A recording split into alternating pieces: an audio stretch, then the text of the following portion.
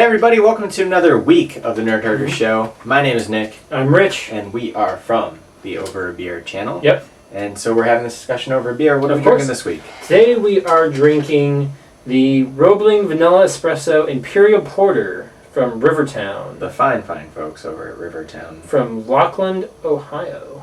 Never heard of it? Ohio? No, I've definitely heard of that. Now, I'm a little nervous about this one. I'm not a big coffee drinker, espresso drinker, none of that stuff. I like vanilla. I like espresso. I like Rivers, and if I knew what a Roebling was, I'd probably like that too. Let's try it. Cheers.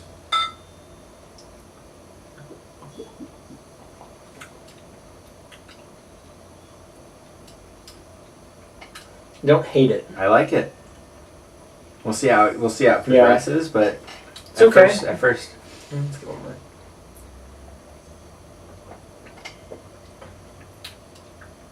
Good job, Rivertown. It's not bad. I like that the vanilla seems stronger than the espresso. Yeah, it doesn't have... I've had some other coffee beers that were like very coffee beany. And this does not have that at all. It's good. I like it. All right, let's get it started. Yep. So, first day of the week. It's Monday. That means it's News Day. Where we tell you some of the biggest news stories of the past week. Some hot news. Fresh off the, not presses, there's no one reads papers anymore. No. Fresh off the webs. Yep. Got a few things here. Nothing really major has happened in the last week. So not going to be super big stories today. First one I have on here is Schwarzenegger, the governor, the Terminator, the man, the myth, the legend. Junior himself. Is getting ready to have a conversation with Shane Black. Ooh. To be in the new Predator movie. Of course, he was in the original Predator. Mm-hmm. Both of them were in the original Predator. Right. True. Very true. But yeah, so that could be... What do you think? Would you want him to come back? Yes. Okay. Yeah. That was quick. There's no reason for Duke not to come back. Why wouldn't he? He didn't die. Because he hasn't for 2 movies. The Predator... He killed a Predator. Mm-hmm. They're supposed to get the greatest prey. So another one comes. What's better prey than, if they go after him and Danny Glover? But see, now here's the question that I have now is, are we going to see the... Oh, I'm old Schwartz... But I mean, like, how would they play that into that? I mean, yeah, 30 years ago, he could stand up, but can he take down... Well, maybe with another couple people. Okay. Like, he's... sort of, I guess, what he did in something like Terminator Genesis for those couple people who saw it. Like he's the wise old one that kind of knows how to handle this situation. Alright, I could guess with it. But with Shane Black at the helm, with a script that he co-wrote with Fred Decker. That gets me really excited. And then maybe you get Schwarzenegger back. Could be cool. It could be really cool. Or it could be awful. Yeah. But I have faith that Shane Black... Of course, a person that we both really like, but I don't think he would just do this just for the hell of it. There's no reason just. This step for them, especially, it feels like it would be a passion project with a great story. I think this is the kind of thing that he's able to get made because he made Iron Man 3. I think that's him kind of cashing in those chips, and I don't think he's just wasting them. Yeah. Cool. So next story we've got here: Gears of War 4. I don't know if it's supposed to be this year or next year, but I know there's been a lot of discussion of it. Yeah. I believe it's the rumor is this fall. Yeah.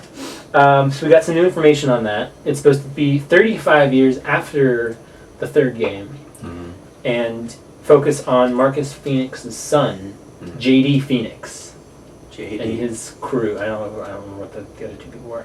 One of them was a girl, right? Yes, one of them was a girl. Which is cool. Now, it said it was going to be 3 playable characters, so I don't know if it's playable as in we get to choose who we want to be playable, or similar to how, the other Gears games, it's you're Marcus Phoenix except when the story demands you be otherwise, or co-op, and you're like, oh, well, you have to play somebody else. Yeah, I don't know. So this news was kind of broke in a big cover feature from Game Informer. Yep. I downloaded the issue last night. I have not read the cover story. Maybe that explains more of that. Not sure. Cool. I'm excited for more Gears. Yeah, definitely. I think it feels like it's been a long enough time that I'm ready to jump back into it. I played Gears 1 through 3, loved all of them. Never played Judgment, right? I played an hour or two of it, and it's kind of like, okay, like it was more the same, but without the story that I wanted. Mm-hmm. I'm pumped for a return to that. Yeah, that'd be cool. Mm. So this is obviously something that will be an Xbox One exclusive. You do not have an Xbox One. This fall might be it. This might be the time for me to buy an Xbox.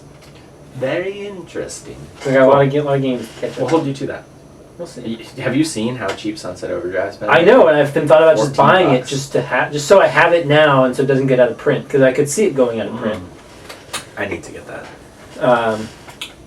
So next story on here, we talked about this last week, a little bit. Ghostbusters. Ghostbusters remake trailer came out. It did last week. Yes. Well, today, the day that we're recording it, and I was not a big fan of the trailer, and you were kind of like, seemed to be a little more into it. I thought it had good moments, it had some moments that fell flat. And so today we got the international trailer. We did. And I texted you about this. You did? Yeah. You said, you gotta watch it. Yeah. So I watched it. Yes. And you're still salty. I'm not salty, it doesn't do anything for me. It's fair. It doesn't. If it doesn't, it doesn't. So I'm curious, what did you think? What are your thoughts on the new trailer?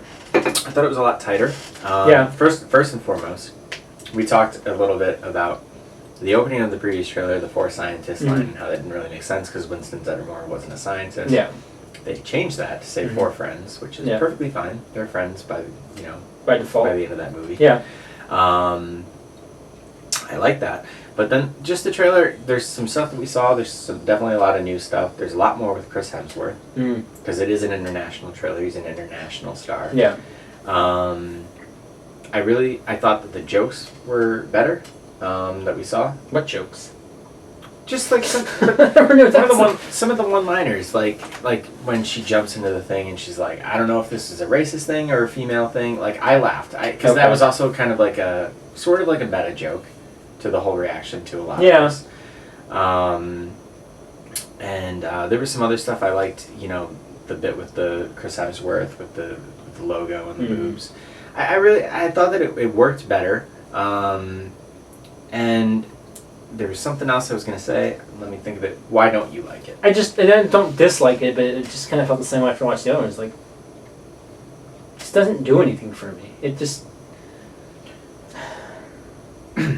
I think it was on this show, or maybe we were just having a discussion, but last week when we were talking about the first trailer, I made the comment that I don't really consider the first Ghostbusters movie to be hilarious. Yeah, it was on the show. Okay, good. And I told you were wrong. I really don't think I am. I don't think that that's a hilarious movie. I think that it has funny lines, and it's not an out-and-out, like, laugh-per-minute movie. I don't think it is. I don't think that it's trying to be at all, and I'm interested to see if this movie does try and be that. It might. But it was really interesting. I was listening to the Empire Magazine. They do a weekly podcast, and they put out an episode a couple of days after we did it, and one of the guys made the same point that I did, that he doesn't think it's... Like, if you go back and watch it, they're not trying to be, like, a Naked Gun type movie. Yeah, sure. It's not a Naked Gun type movie. The jokes really do come more organically through the performances than it does anything else. But see, and then this feels like it's trying to be a comedy. Yes, I agree. And hopefully that is successful, because a lot of what does make the Paul Feig movies funny comes from the R-rated nature of some of the humor, I think. And he's not going to have that ability. So we'll see. I like the new trailer. Did you like the new international trailer more than the old one? There's apparently a fan edit trailer that a lot of people would like too. I need to watch that. Yet. I should watch that. But let us know in the comments. But the last news story I've got in here, some Han Solo updates. I'm not really surprised. I'm kind of surprised this was like a news story. I figure, we haven't talked about Star Wars for a couple weeks. It has been. So why not talk about Star Wars for a little bit? Chewbacca has been confirmed to be a crucial part of the upcoming Han Solo film. Yeah. So he'll be a younger Chewie, a puppy Chewie.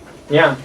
Be that little bratty kid in the Christmas special, the holiday special. Yeah. Yes, definitely. And that is Holo TV and Ewok. Yeah. I'm not surprised. Wookiee. No, I know that. Okay. I know they're different. Before the comments go crazy on you, I just wanted to... I'm not surprised by this either. Part of me, I mean, he was obviously always going to be in this movie, right?